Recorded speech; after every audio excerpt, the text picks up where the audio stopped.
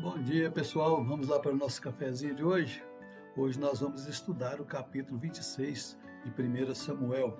E para iniciarmos o nosso estudo de hoje, eu gostaria de deixar uma pergunta para a sua meditação. Após você ter acompanhado aí a brilhante história de Davi, Nabal e Abigail, como está o teu coração? Está em paz para tomar as suas decisões? O interessante é que a palavra de Deus, por mais que estudemos e meditemos nela, sempre vamos encontrar algo novo para o nosso coração a cada leitura. Após o evento com Abigail, veremos agora no capítulo 26 que a vida de Davi volta à sua rotina de perseguição por parte de Saul.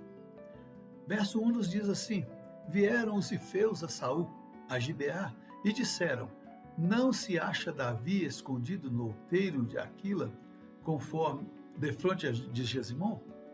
E o que entendo que nessa luta de Satanás, ele não dá trégua, constantemente buscando um jeito aí de destruir a obra de Deus. Ele usou Nabal para tentar contra Davi e, como não obteve êxito, aciona novamente os ifeus, como ele fez anteriormente, lá no capítulo 23, a partir do verso 19. Oh, meus amigos, eu agradeço muito esta informação, mas eu fiz um acordo com Davi e não vou deixar de cumpri-lo. Mas que acordo é esse?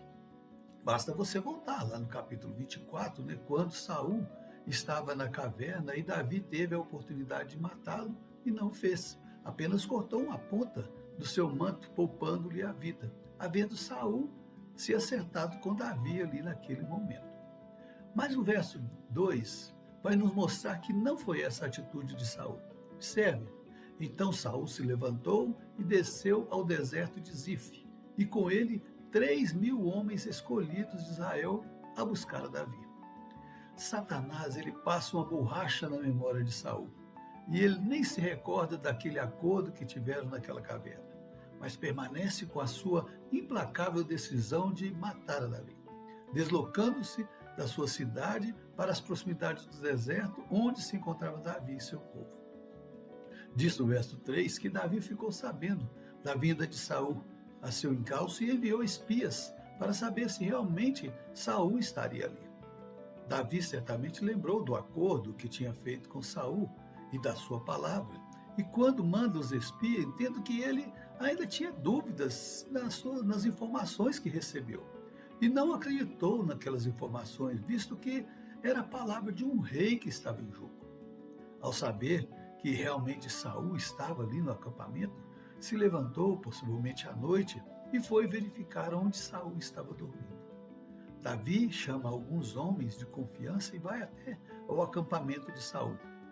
E no verso 7, diz que Davi e Abissai, de noite, foram ao acampamento e encontraram Saul dormindo e sua lança fincada no chão à sua cabeceira.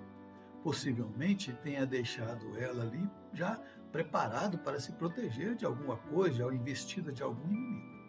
Mas o que podemos entender aqui, além da astúcia de Davi, que houve também uma intervenção divina, pois nenhum dos guardas que possivelmente estavam ali para proteger o acampamento e até proteger o rei, não notaram a chegada de Davi.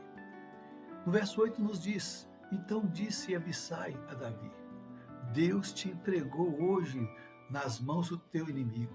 Deixa-me, pois, agora encravá-lo com a lança ao chão, e de só um golpe, não será preciso segundo. Olha aí, Davi, Deus está te dando a oportunidade de se livrar do seu inimigo. Deixa-me matá-lo, vai ser só um golpe, ele não vai nem sentir nada, não vai ver nem quem o atacou. Como estudamos anteriormente, pela segunda vez, Davi tem a oportunidade de matar Saul. E nestas oportunidades, os homens de Davi afirmam que é uma oportunidade dada por Deus para Davi de ver livre daquela perseguição. Será que esta oportunidade realmente foi dada por Deus? Não poderia ser o inimigo usando suas armas para desviar Davi dos caminhos do Senhor? Entendo que Deus teria condições, sim, de proporcionar isso a Davi, para testar a sua lealdade, como fez com Abrão lá no passado, pedindo o seu filho. Mas Se fosse isso, o próprio Deus falaria com Davi através de sonhos ou até através de um profeta. E entendo também que poderia ser ação de Satanás, usando os homens para induzir a Davi a cair no erro. O que vemos nos versos seguintes é que Davi não cai na possível armadilha de Satanás e nem se desvia da sua confiança e lealdade a Deus. Ele adverte a Abissai que não levantaria a sua mão contra o ungido do Senhor, pois apesar de ser um perseguidor, ele era ungido de Deus e somente Deus poderia fazer algo contra ele. Mas pede a seu servo que pega a lança, e a botija de água de Saul e se afasta daquele local.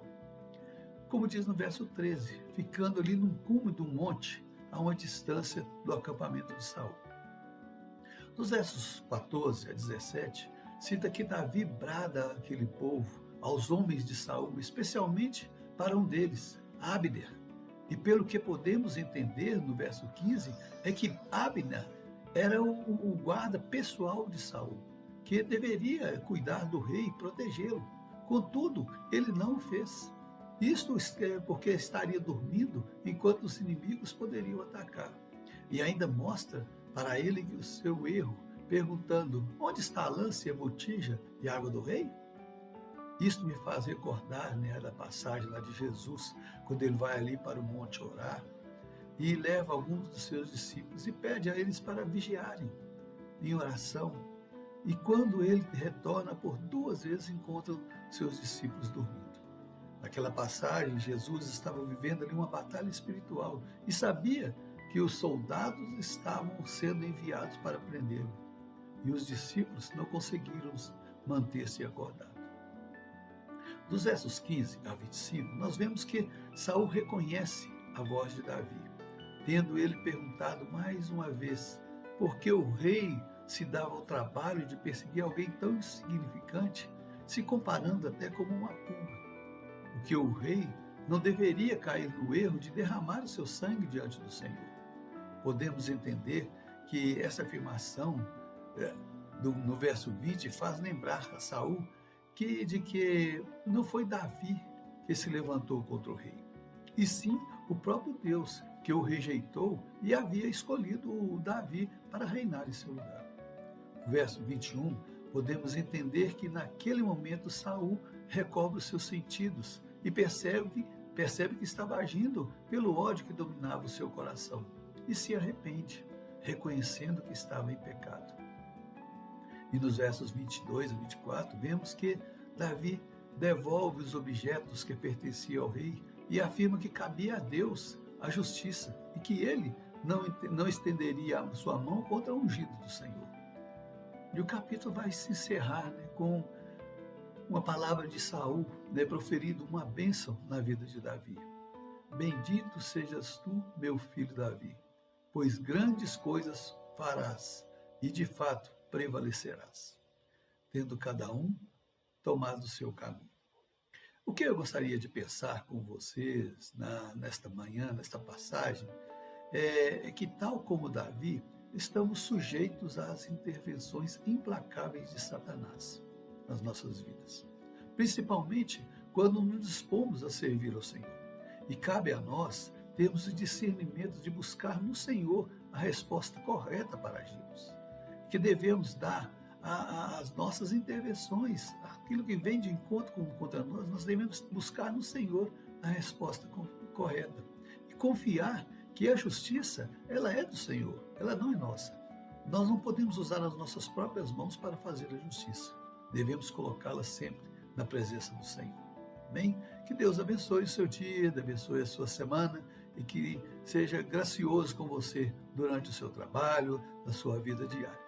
Bom, e até domingo que vem, se Deus assim nos permitir. E não deixe de tomar um cafezinho, não. Tchau, pessoal.